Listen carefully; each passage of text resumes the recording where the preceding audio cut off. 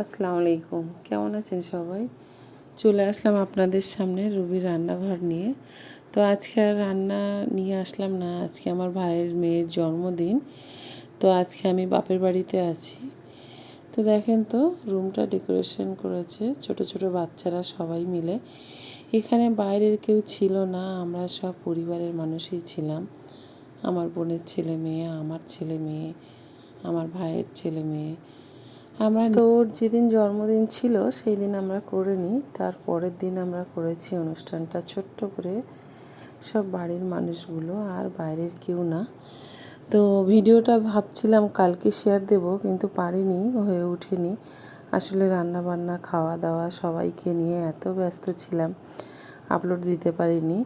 যাই হোক, আজকে আমি অল্প করে একটু হলে কেক কাটাটা আমি আপলোড দিচ্ছি।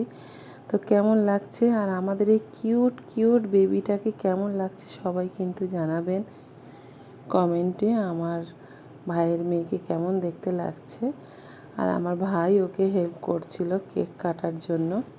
তো সবাই আমার পরিবারের জন্য দোয়া করবেন, আমার ভাইয়ের মেয়ের জন্য, ওর জন্য দোয়া করবেন। আল্লাহ যেন ওকে খুব খুব ভালো রাখে। আর সবাই ভালো থাকবেন, সুস্থ থাকবেন। আল্লাহ হাফেজ।